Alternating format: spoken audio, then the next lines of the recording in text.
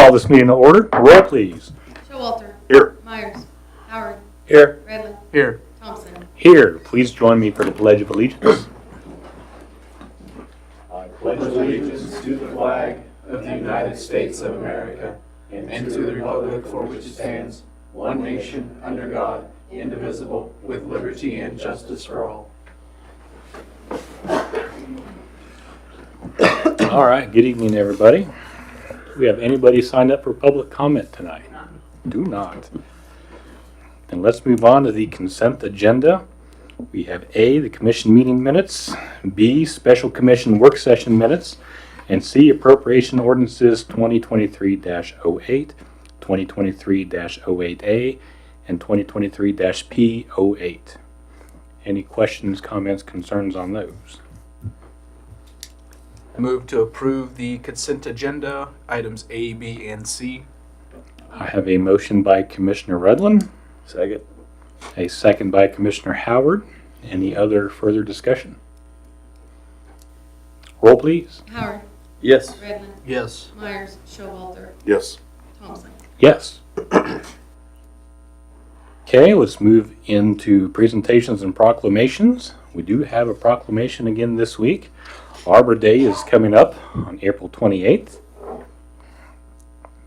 And the proclamation reads, whereas in 1872, J. Sterling Morton proposed to the Nebraska Board of Agriculture that a special day be set aside for the planting of trees, and whereas this holiday, called Arbor Day, was first observed with the planting of more than 1 million trees in Nebraska, and Arbor Day is now observed throughout the nation and the world.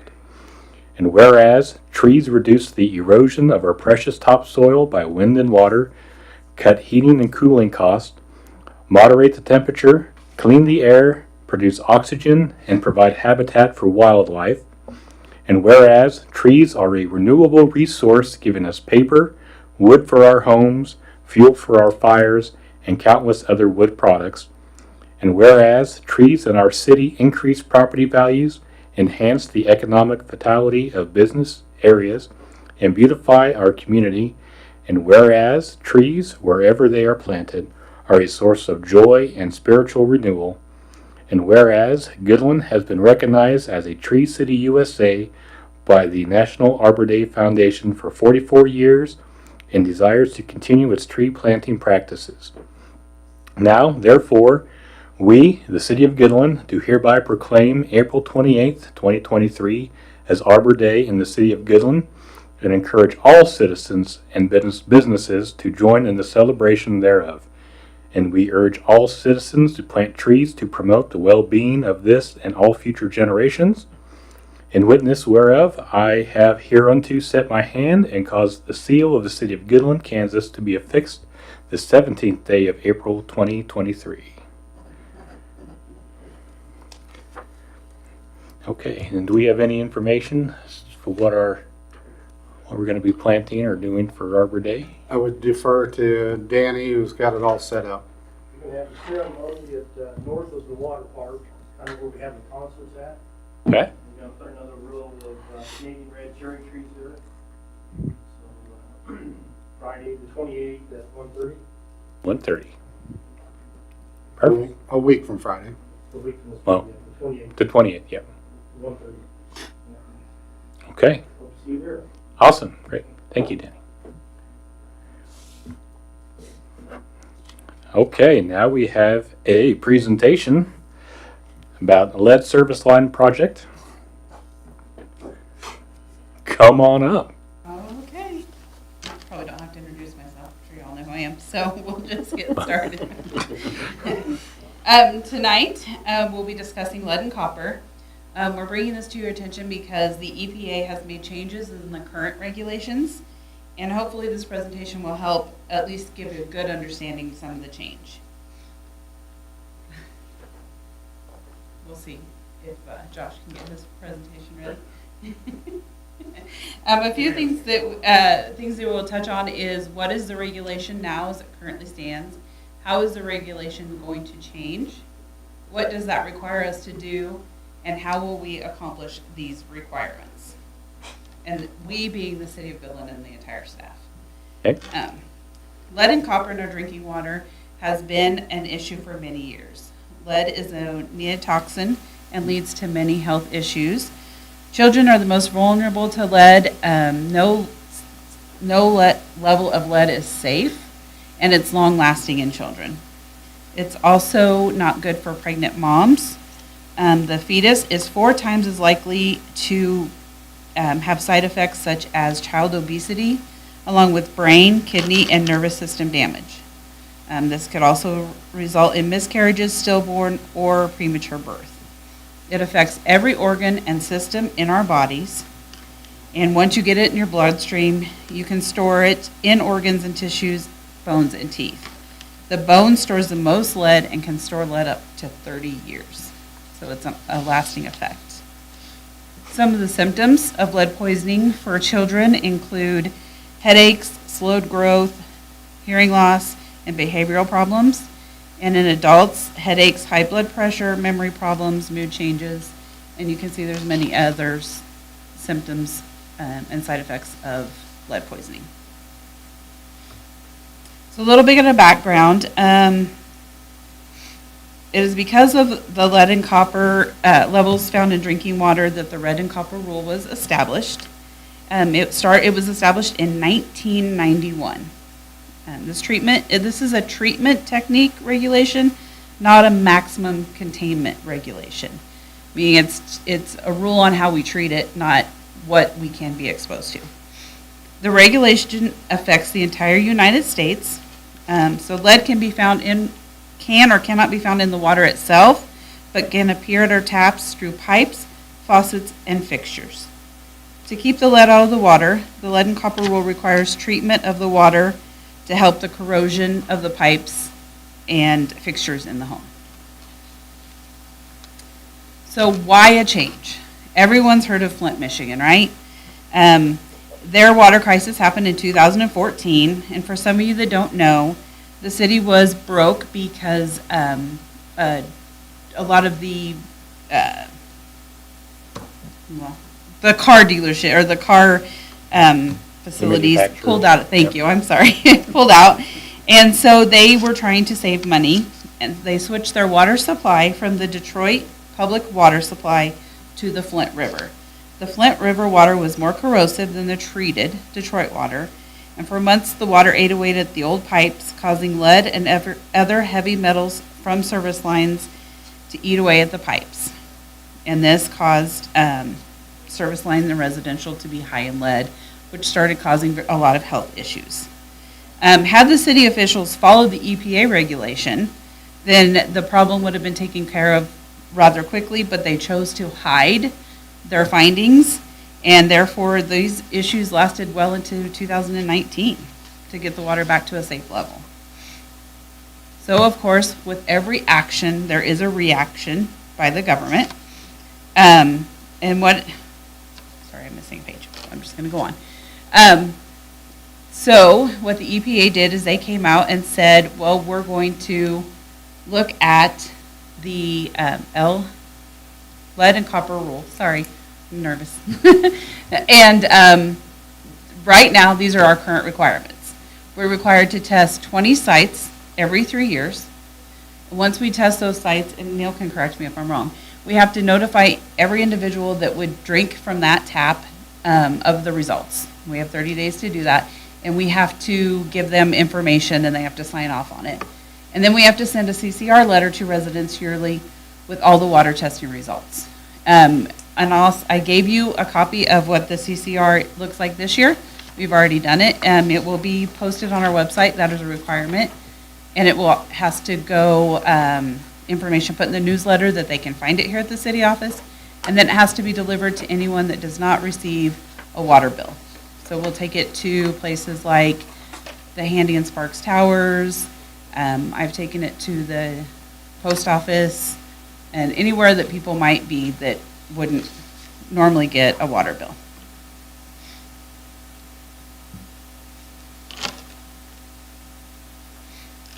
So, like I said, the EPA reaction to Flint, Michigan was to create what they call the LCRR, And there's a lot of acronyms with this stuff. It's the Lead and Copper Rule Revision. This was implemented, the new one, in 2020. But in December of 2021, they came out and said, this is effective right now, as we speak. But you have until October 16th of 2024 to come into compliance. They also said that they're going to come out with the LCRI, which is the Lead and Copper Rule Improvements. This is still under development, so we're going to have a lot more regulations coming out, I believe.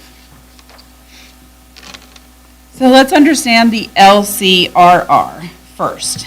An overview of that. The goal of the LCRR, Lead and Copper Rule Revision, is to strengthen the LCR to better protect children and their communities. The EPA came out with these priorities. 1, get the lead out of our drinking water. And that's any way possible. Let's just get the lead out.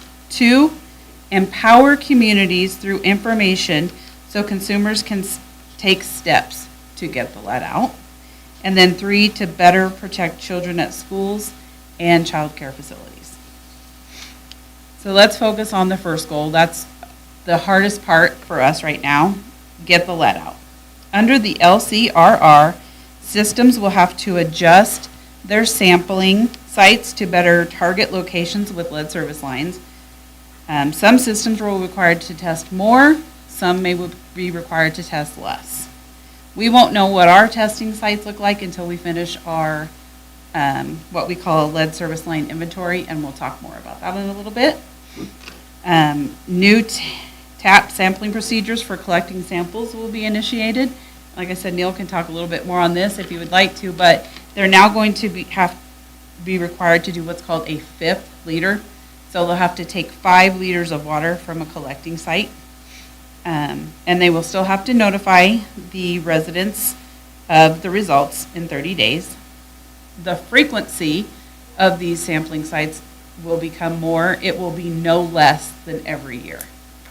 And right now we are on the 3-year process. Like I said, we can do it every 3 years, and that's because we've never had any levels high enough to warrant needing to do it every year.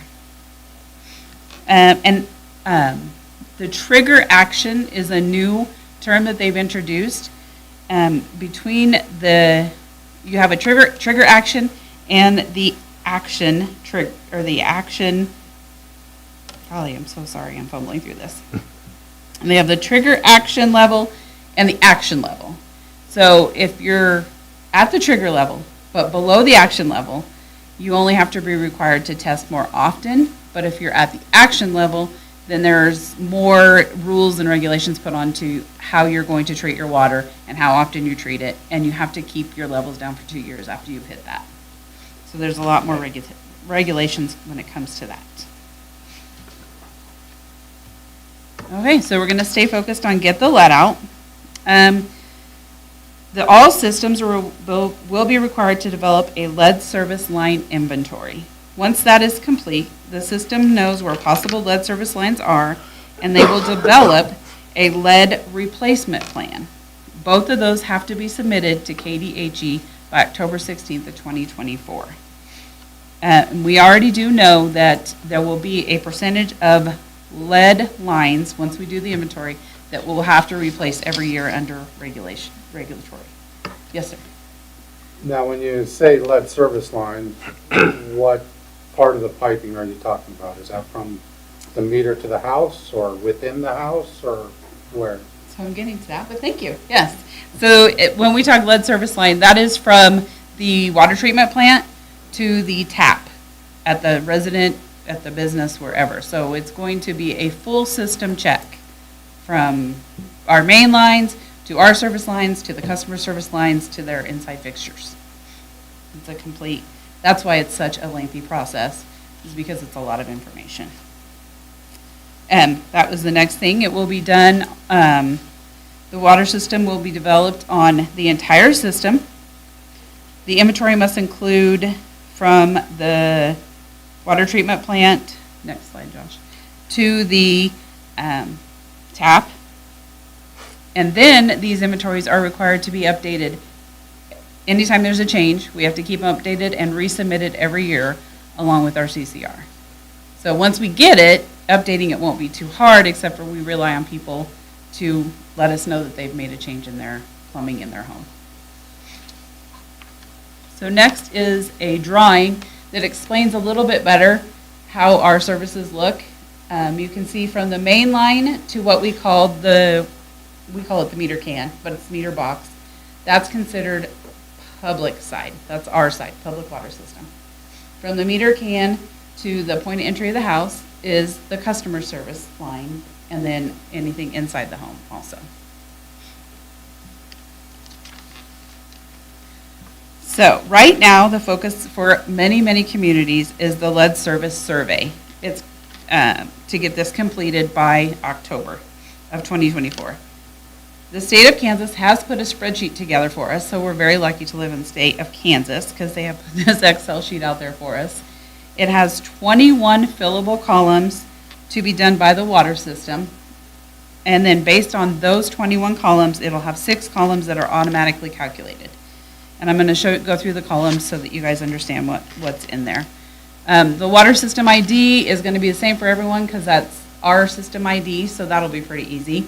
We'll have every service address in the city of Goodland. And then we have to show what our mainline material is. We have to show what the gooseneck or the connector material is. And then we have to know if there was ever any lead upstream of those things. And some of this is so old, there may have been at some time, but we just don't know.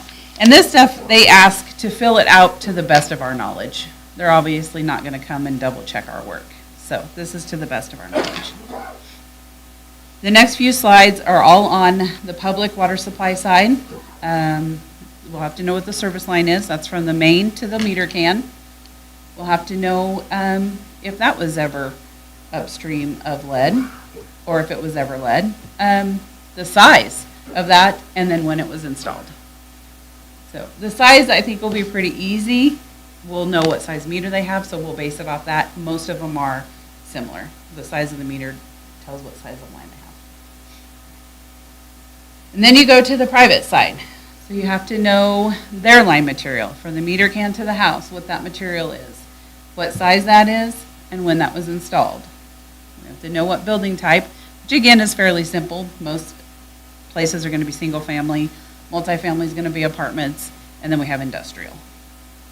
And then if they've ever had any kind of, or if they have a treatment, point of use treatment. And some of you might wonder why. If they do, some of the things that we have to do later, if they are considered a lead service line, is a little bit less than if they don't have a treatment, because they can take care of some of that through their filtration system. And then we have to know the plumbing in the house. The structure, primary, secondary, when it was installed, and then if we plan to sample this site. Like I said, we have 20 right now, and we don't know if that'll get any more or maybe less. We don't know. After you enter all that information, these are the 6 columns that will be auto-calculated. It'll tell us whether we need to replace these sites, whether we need to ask the homeowner to replace their stuff. When all this first came out, it was kind of said that we would have to require the homeowner to replace this. It has kind of been a little bit, it's been talked about many, many times. We give them the option if they choose to not do it verbally and then they give it to us in writing. That's good enough. We just have to provide that proof to the state, and then we're not responsible for that anymore. So that is a little bit different than what we thought. At this time. At this time, yes. Could be more regulations coming down, absolutely. What if they choose not to? At that point, that's on them. I mean, some people aren't going to be able to afford it, for one, and some people may not find it important enough to do it. But it's, if they choose not to and they give it to us in writing, there's nothing we can do. They're actually wanting to go back as far as the parts of town that we have replaced in the past years. had lead goosenecks. Okay, we replaced our main, our service line to that meter, and their line from that meter to their house is galvanized. They're even stating that that galvanized needs to be replaced because the lead actually formed on the inside of that galvanized pipe and now is leaching into their house. So they're saying that they have to change, if there's ever a lead gooseneck there, 1985, and we replaced all of our stuff, but they never replaced that galvanized pipe going to their house. They're asking that those people replaced from the meter put inside the house on that. They have their galvanized inside the house to replace all of that. I mean, you know, what kind of cost that would be. And that's what they're trying to put on to the homeowner. This is what we're fighting with on all this lead and copper stuff. So if the homeowner chooses not to replace that after we've suggested it, is there, and there's a property ownership change, is there any requirement for us to notify the new property owners that we have They haven't suggested talked about that, but I would guess there will be. Or be on our end that we can Yeah, notify to them? notify them. I don't know that that's specified in any regulations right now that I remember hearing about, but I would bet that that'll come down later. Where this is kind of a nationwide deal, everybody's gonna hear about it. So if they're moving, I'm sure the question will be asked, what piping is in their house? Yeah. So I'm sure that, and this is out there everywhere, and the EPA has been very forthcoming to state that you'll either do it for the violations and the fine will start, and the first fine out of the gate is $50,000, and they don't care. And there's been talk that some citizens say, well, we just won't do it. Go ahead. And when the violations and the fine start, and then you no longer have a water system, not a problem. And they are very, very adamant about this is going to happen one way or another. Well, the only thing that staff's trying to do right now, or what's required of us for the most part, is to get this inventory completed. And we're gonna need assistance from homeowners and people who own various systems. And that's one of the reasons for the presentation is you don't normally have city officials asking you, well, what's the plumbing in your house? Yeah. You know, that's an unusual question. But what Sean is trying to present is we're getting directives in order to get this inventory completed. And in order to complete the inventory, we're going to need assistance. And it's not that for any subsequent information, it's really regarding this lead service line situation and problems that develop from it. And most people, I would guess a lot of people don't know what the plumbing is made of inside their house. And especially their service line from their meter to their house. They may not know that to begin with. So it may take a little bit and a little bit more prodding in order to get as much information as possible. We're not going to get 100% compliance, but we want quite a bit of compliance in order to be able to complete the inventory as best as possible. And that's why we're trying to have this public information, trying to let people know and help us gather the information. And it'll be better for the long run and know that this may need changed out. It's not required to get changed out currently, but at some point there may be some way to be able to get that accomplished. So that's the basic reasoning behind this, to get it going. Yes. So how are we going to create some of this inventory information? We're going to go back to old permits, codes, maps. I know right now that Neil and his crew are really busy looking at maps, going through those and seeing what information they can gather from there. Some of it is very aged, And he may even have to reach out to retired employees to try to get this information from them. We're currently entering all the addresses onto the spreadsheet. EBH, sorry. I don't know if you guys have seen the GIS mapping they've done. It's got some information that we can use. We're going to the Sherman County information where we can see when the houses were built, so at least have that information on the questionnaire for the customers. And it's going to be a lengthy process. I don't think just Neil and his crew will be able to do it. It's going to take some time to get through some of these records. But what the hardest part is going to be, of course, getting it from the customer side. There are a few ways that we can help them. When we're inspecting our side for the lead service line, we can, you can change the slide, Josh. We can observe their side in the meter can so that we can help maybe with that a little bit. We're sending out the questionnaire, and I have set one on your desk also. If you guys wouldn't mind taking them home, fill them out, give us some just suggestions on the process, see if there's all the information you need or not, or if we could help in any other ways. We're referring people to our website. We have information on there to try to help give them all the knowledge that they need to find their information.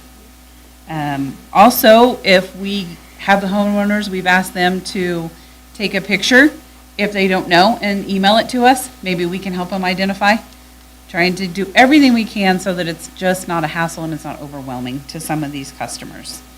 And then if we have a home that every house on the block has turned in their information, we could basically know that the information is going to be fairly the same. So we can do that also. So on the website, we're going to have pictures. These are some pictures that I pulled off the KDHE website on how to detect which type of fixtures you have in your home. And then the graphics that you guys saw earlier to show maybe what areas we're talking about, because the language can be confusing when you're just talking about their service line as opposed to other things. So that can get really confusing. Then we're going to have links to KDHE website and to the EPA website. A couple other things we're thinking, tell us what you think if you'd like. To get information out to the public, we'd like to maybe go to the schools and show this presentation with a little bit more information on maybe harmful effects to teachers. Go to the senior center and help the seniors maybe fill out their questionnaires. Church groups, organizations like Kiwanis, ambassadors, large businesses like Frontier Ag, City of Goodland employees, Nutrien, the hospital, any place that will listen to us, we want to speak to them. And then I would love to have a small gathering of the landlords, because they're going to be probably the hardest hit, especially if they own quite a few properties. And they will be responsible for those, not their renters, the homeowners will be. Also on the website, we'll have this short video. Tell me what you think. You've probably heard about the hazards of lead paint in older homes, but did you know that there can also be a risk of lead in your drinking water? Lead is a bad thing, no matter where it comes from. In children, low levels of lead exposure have been linked to learning disabilities, behavior problems, and other issues. To protect yourself and your family, you need to know where lead comes from, if you are at risk of lead exposure, and what you can do to keep lead out of your drinking water. So, some things to know. When your drinking water leaves the treatment plant, and as it travels through the water mains in your neighborhood, lead is rarely a concern. So, how might lead get into the water in your home? Lead can be in pipes that connect some older homes to the water mains. Those pipes are called service lines. And for some homes built before 1986, service lines were made of lead. In the past, lead was also used in some plumbing materials and in solder within our homes. When lead comes into contact with water, it can dissolve into the water or break off in tiny particles. And that's how lead can end up in your home's drinking water. So what can you do about it? Well, if there's no lead touching your water, there's no risk. So find out if you have lead in your service line or plumbing, and whenever possible, get the lead out. A plumber can examine both the service line and other materials in your plumbing. Make sure new fixtures are certified as lead-free. Your utility may be able to help you find a contractor to remove and replace a lead service line. Usually, the ownership of service lines is split between the utility and the property owner. Ask your utility if it has assistance programs to help manage the expense. In the meantime, there are steps you can take right away to protect your household. You should always begin with cold water for drinking and cooking. When you haven't used your water for several hours, flush out the pipes to remove any lead. You can do this by running cold water from the faucet, taking a shower, doing a load of laundry, or washing dishes. Consider capturing the extra water from the faucet and using it to water plants or even for flushing the toilet. Your utility may be able to provide more detailed guidance.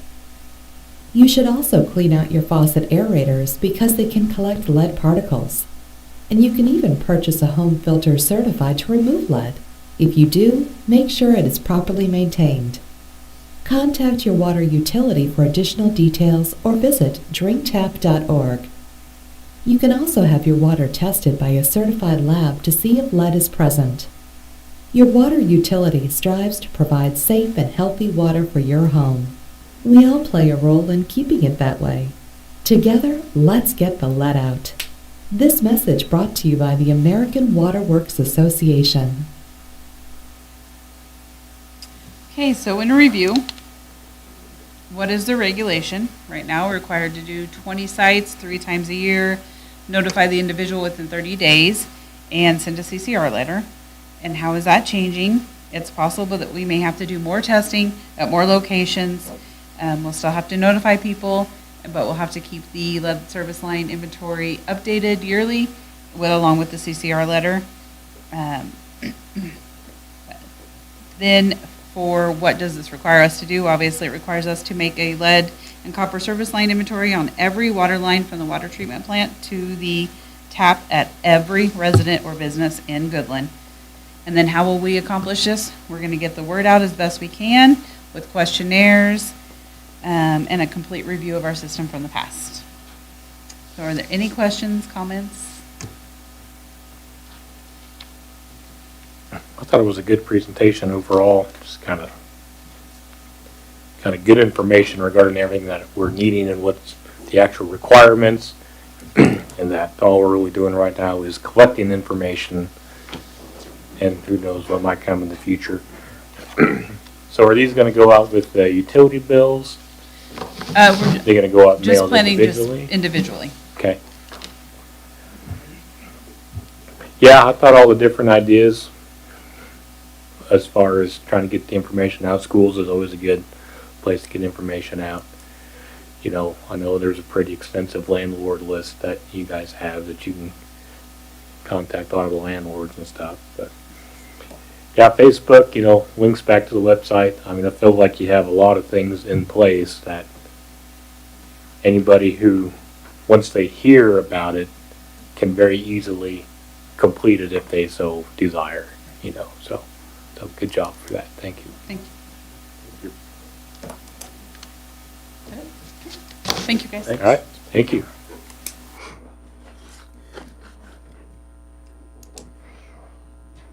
Okay. The due date for that is October of next year, but we have 2,500 customers for the utility, so 2,500. We may provide an update towards the end of the year about how far have we gotten as far as this goes, and how far do we have left, to just give you another encouragement to try to get as much completed as we can. But that's where we're starting from. Big project. Big. Yeah. Big project. All right. Anything else?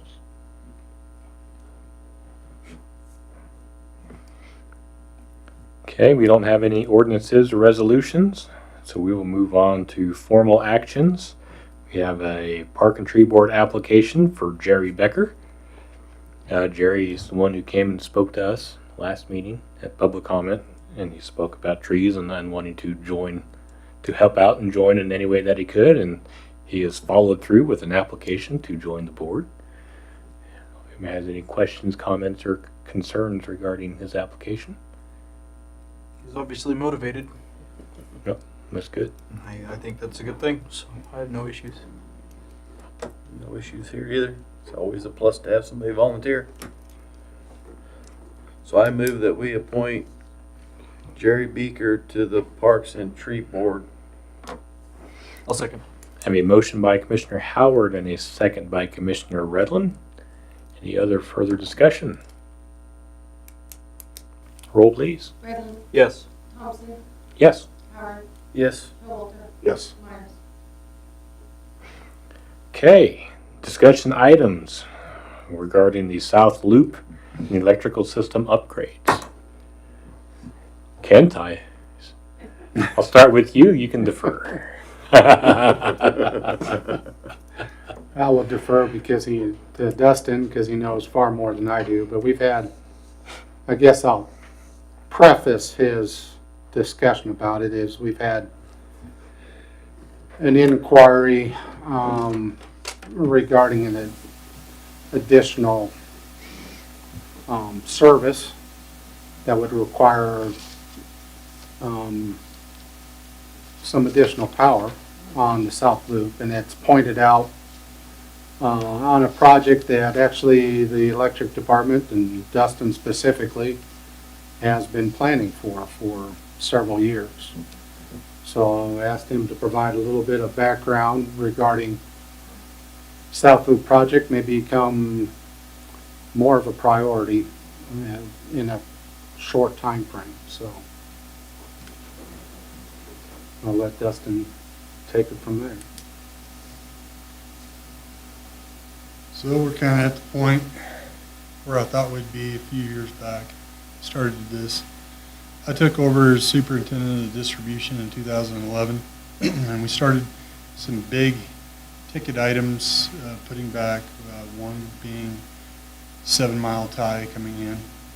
A few years later, I think we discussed it in 2014 about the South Loop and the possible growth on the South Loop, and nothing had been done out there since the loops were built back in the early 80s.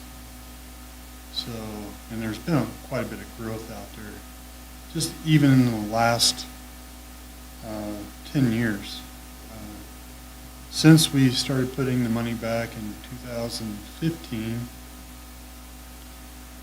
we've seen growth like the Tesla supercharging station that's out by Steak and Shake itself, Arby's, Subway, O'Reilly Auto Parts, the large remodel of the 24/7 and their EV charging station, Aldi Ready Mix, and the addition to the Goodland Green Line. So just in those, you're talking, probably close to 1,800 kVA. So it's a large load. The possible load Kent was approached with is an additional 750 kVA for a large project. And where that is, it's going to be hard to supply that with the infrastructure that we have. The South Loops were built, like I said, back in the early 80s. The main backbone of it is a large 477 wire. I mean, you've seen it on the North Loop that runs like out in the field northwest of town or down 19th Street. I mean, it's a large wire. It's good for about 640 amps on that 13,800 volt line. What the problem is we go from that 477, we go down to a 4-aught wire at, so they're at Frontier Ag, the underground that goes behind Walmart, and then also behind Yost. The underground that comes off that and then goes behind Orchlands. And then that loop itself is fed. It's called the loop because it feeds itself, and then it's separated back behind Mid-America Trailer Park. So right now we have 2 radial feeds. If we tried to loop that together with full load, we wouldn't be able to hold it currently. So that's the reason it's in radial feed position. We're choked off at the 4-aught underground. The 4-aught underground is good for about 280 amps. So we go from about 640 amps down to 280. And unfortunately, our growth is well past our 477. So 4-aught underground is 280, 4-aught overhead is about 390. So we could gain quite a bit if we could put it overhead. Same wire size. The problem is we had the request several years ago to put that underground from where Yost is now to Interstate. And you can see it kind of zigzags through. Out the red dotted line is city border. So we're outside. I think the green is actually sewer line. So, but we follow that. So there's got to be a utility easement in there somewhere. That used to be overhead. Now it's underground. So for growth, I mean, we discussed this several years ago when we started putting back money. And the total kind of escapes me right now what we wanted to be for a total rebuild of that south loop. But what we did back in 2014 to put it in the 2015 budget won't come close to where we're at right now with the cost of supplies, materials, transformers, BFI switches. But we're wanting to do part of that and see if we could get part of that project started to where we could maybe fulfill capacity requirement for some projects to where we weren't bottlenecked off so fast or so quick on that 477 that we could start a phase of that project and then continue to phase that project around. I knew that we were going to be having to have this talk. I just didn't know it was going to be soon. Mhm. But the request is a very large transformer at a high secondary voltage. So they're requesting about almost 33 primary amps, which kind of puts us right there at that capacity of the wire. And if that underground burns up, it's not an easy fix. One, because I don't know if we have enough underground to replace that, and 2, because we can't buy underground right now. So I talked to some vendors. They have some partial reels in stock, but they don't have several hundred feet. From Yost over to our first splice box, it's 490 feet. From that splice box over to Orchlands is 340 feet. And then we have about 800, 1,250 feet over to the splice box that sits east of Sonic. That's kind of where we want to get right now, is that area, and possibly even further south to McDonald's. But I'm here telling you that this kind of leads into another issue, and I didn't know if Kent you wanted to address that, or you want me to, the capacity. Oh, as far as the generation, Yeah. the reason we're bringing this to you on the South Loop project, and one thing I don't think Dustin's mentioned yet is the west half of the loop on the west side behind from Frontier Ag, Walmart, and on south, is capacity is okay on that side, and it's also overhead for more of it, correct? It depends on where it's split. There's multiple places that you can break that loop, or if you have a problem in one area, you can backfeed and do a lot of stuff. That's the way it was built back in the early 80s. It's a really good design. The problem is right now is The more critical problems on the east half because it's underground. because of it, the underground part of it. Yeah. And We do have underground from Frontier Ag to south of Walmart. oil area or something. Yeah, there's a riser pole just south of the Market Street entrance to Walmart. There is that underground, so we're constrained there a little bit too, but we haven't seen, there's not a lot of area for growth over there right now, and the concern is on the east side and where that is. Because the problem with the underground is basically all the way from the backside of Yield Supply all the way to the interstate. Once it gets south of the interstate, it's not as much concern for Steak and Shake and the two hotels as it goes around, but it's really how to resolve situation on that area of it. So the other thing with these charging stations and the additional ones that are coming up, and it puts a strain as far as our total capacity. But and because of the other projects that have come along with that, and we're eventually going to get to it.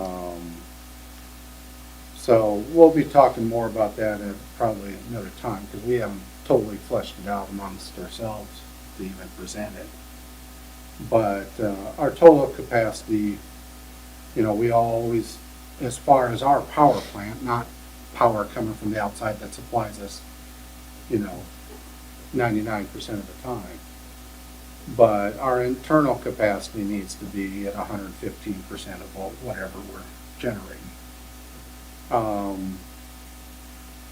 We have, Dustin's mentioned a couple different things as far as our population is lower than it was 20, 30 years ago. Yet our generation, or our peaks of generation, have not dropped off. You figure our population is probably 1,000 less, a little bit about 25% less than it was 30 years ago. But our generation our peak generation in the summer is at the same or just a touch higher. And it's continuing to increase. Like the peak for last summer was just over 13 megawatts, 13.1, right? And our total overall capacity is 16? Right at 16. 16. So if you add some additional things, and as different proposals come to us regarding that, it's going to put a strain on it, whether it's this project or another project that comes to that. But it's just interesting, and part of it is, just everybody's behavior. We have way more houses with whole house air conditioners, and there's so many things that plug in anymore. We're using a lot more electricity just on each individual customer, each individual business. So it isn't just one business or one thing, but that peak of 13.1 is higher than it ever was 20, 30 years ago. The peak back then was in 11.2. So that gives you an idea. And it's smaller numbers, so we can handle it mentally better. Thinking about that. When he starts mentioning KVAs and all this other stuff, sometimes it gets a little hard. But there might be some discussions for us regarding additional generation and what we're gonna do about that. This request for this project, you figure it out, if they come in at full load, it's a little over 3/4 of a 1 megawatt, just for that one transformer. So, that's large. And it's coming. I mean, Kent said who it was. I mean, it's gonna happen. It's, we don't see the usage here as what our neighbors to the east see at their charging station, but I think it's a lot cooler for them to pull off and charge your Tesla while they're in getting Starbucks. So, we do have the one charging station, but it has 3 quick charging is what they are now. It's a generation 2, and they're moving to a generation 3 model. So there's a 30-minute quick charge out there. They're trying to push it to a 15-minute quick charge. So they're trying to push 250 to 300 kW into a car in about 15 minutes. So, And more of these are gonna come about. I mean, this is happening quickly. It isn't just our community, it isn't just if we refuse it. And they're looking to have, what is it, every 30 miles or something like that, have, and to be certain type of compliant. I mean, there's a certain, we'll probably end up with a presentation on those type of things at some point too. But it isn't if, it's more a matter of when and how quickly it actually comes about. And we may end up with, why we're just having this as a discussion item is there's other things infrastructure-wise that we may have to pursue or go to help make this become possible. You know, it's feasible, but it's like, okay, what else can we make it better, feasible for us, whether the funding, the project, and how it actually occurs and what's the project going to consist of. But we wanted to start letting you know that we're going to be spending some staff resources to figure out what questions to present to the commission regarding this. And that it'll be, you know, it was talked about 10 years ago as far as the project. So it isn't just because of, this has just become the trigger point to actually bring the discussion back into play and what the project will actually consist of. And we're going to be a key piece as far as our location, that it would actually, it might help the other businesses along that corridor as well. We could look at it as that as well. But it's, part of this is going to be a difficult riddle to solve for us as well. So how much, do we know how much we currently have set aside for this, the overall project? And I think this is one of the things that kind of got dug into when we had to provide money. No, there was one year that we didn't put any money back because of cuts. Mary's the keeper of money. So, I think we looked at it this morning, and that's one thing I didn't write down, but it was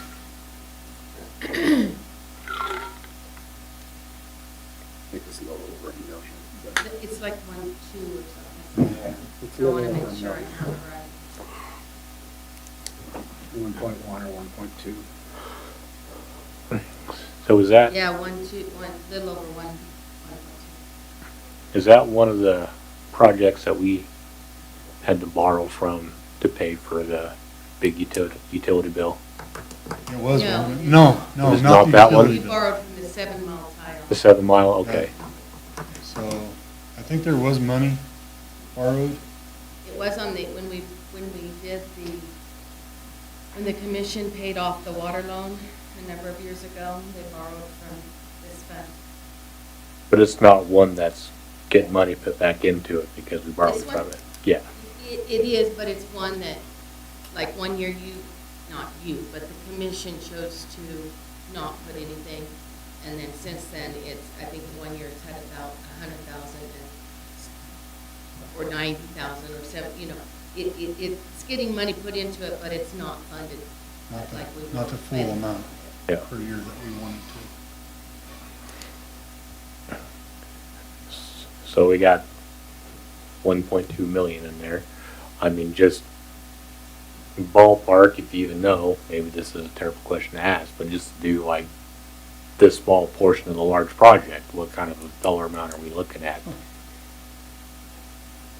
Like we're gonna eat every penny of that? Well, I could tell you that 2 years ago. I don't know right now, because the projects that we did, like the Arby's to start, or the Subway and all that stuff, it was like boom, boom, we were just building, and it was, it was $1.75 a foot for conduit, 4-inch conduit, and it was $1.97 for number 2 wire. Then you take the wire times 3 because it's 3-phase. Now you're paying, instead of $1.75, you're paying $9 a foot for conduit. You're paying about 4 or 5 times as much for wire. So yeah, and then availability. I was called by Colby the other day wanting to know if we had some pieces that could help them out around their hospital project. I don't have. I have a few. The problem is if you give them to them, they don't know when they're going to get any to give them back. So we don't have. I've been told that some of that stuff is out 18 months. And I know transformers, it's one of those deals. I spoke to Kent today about a transformer, and one was a little less, but it was 35 weeks out. And the other one was just a little bit more, and it was 14 to 18 weeks. It was less than half the Yeah. time. Yeah. So it's just like, okay, do we continue to look projects for, I think it was $2,000 to $3,000.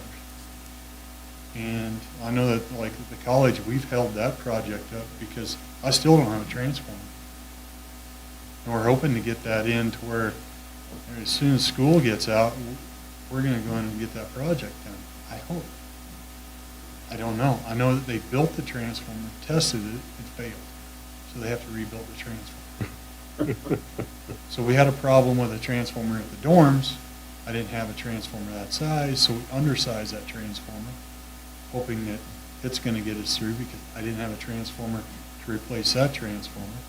So we've sent that one off to get it fixed, and you just don't know when you're going to get stuff. This transformer for the project that we're discussing right now, it could be a year lead time. We had over a year lead time on the KOA project. It was 60 weeks. And I keep getting calls wanting to know where that's at. I've called and they're saying it's at least 60 weeks. So, what's going on, I don't know when it's going to fix itself. It's just, it doesn't make you sleep well in my position, because we used to be able to just call if we had an issue and we didn't have a transformer on our dock, we could call and get a transformer the next day if we went and got it. It's not that way anymore. They don't even have carcasses. They don't have the material to build transformers like they used to. So it's not a good feeling. On the 1.2, yeah, we could probably get maybe to the interstate bill. For that 1 point, whatever it was when we finished, that was supposed to be for a total rebuild. Yeah. Of the entire loop. Of the entire loop. And it was poles, wire, cross arms, insulators, cutouts, switches, everything. But that was the total funding, and we're not the total funding. Yeah. So it's not, wasn't the 1.2, it was more than that. It was like, was it about 1.5, Mary? Yeah. So we were close. So, This project, well, I shouldn't say too much more, because we're meeting with them later this week, and there'll be more discussions about it. But whether it's this project or another project, the trigger for the infrastructure part of it is soon. The time has come that something needs to start happening, yeah. regardless. Based on availability. Yeah. Well, it's, so, you know, listening to guys in meetings and stuff like that, you know, Garden City put it in an order for transformers, went through their commission, got it approved, put their order in. 2 days later, they called and said, we're not selling any transformers. They had the same issue with the loaded poles. They ordered like a railroad cart full of poles. Got it approved. A couple days later, they called and said, we're not going to sell you the poles because we're going to sell them to an REA down here locally. So instead of having poles for the city of Gibbon, city of Colby, they're just going to sell to one place. So it's a pretty easy job. Sold these allotment of poles he's done. So it's that kind of stuff that's, it's not just us, larger communities like Garden City. I mean, we've talked about some stuff in executive committees about pooling resources for communities and getting like a warehouse, but that's down the road too. And we might fall into the same thing. We might say, well, we want to order 100 transformers, and then just say, well, we're not going to sell them to you. It's frustrating. Sometimes I don't know how we're going to make it work because outages and stuff like that and transformers and everything wears out, and then availability to get them is not what it used to be.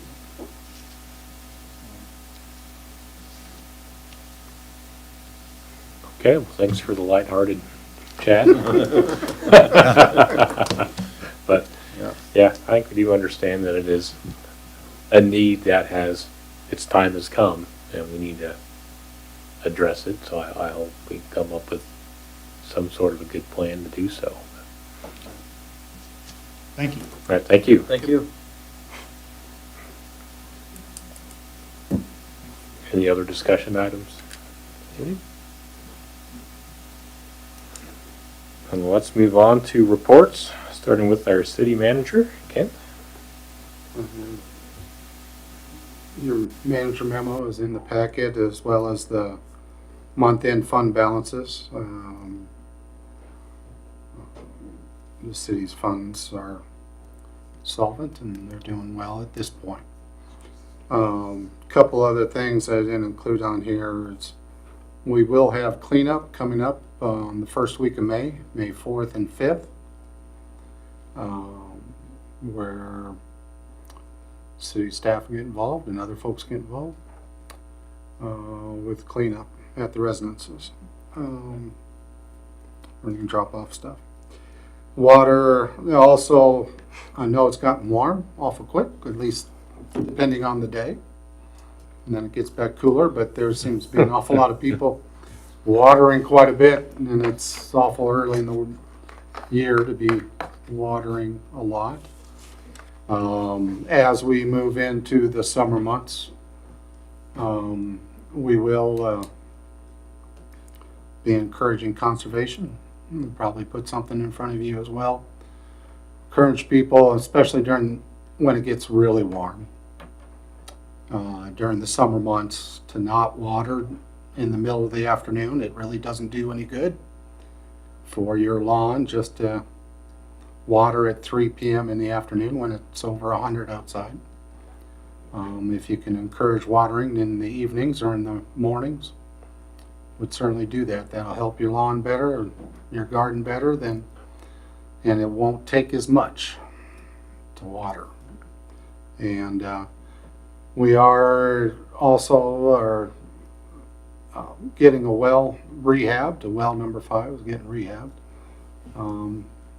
Neil is working with the vendor to get that taken care of so we can have the appropriate supply for everybody. Obviously, we have obviously a lot more resources than that, but we want to have all resources online when the heavy watering hits us during the summer. So we're hoping to have that project taken care of shortly. And that's all I have at this time. Anybody have any questions for Ken? All right, thank you. We'll move on to commissioner reports. I'll start on my right down here with Commissioner Showalter. No report. Commissioner Howard. Nothing here.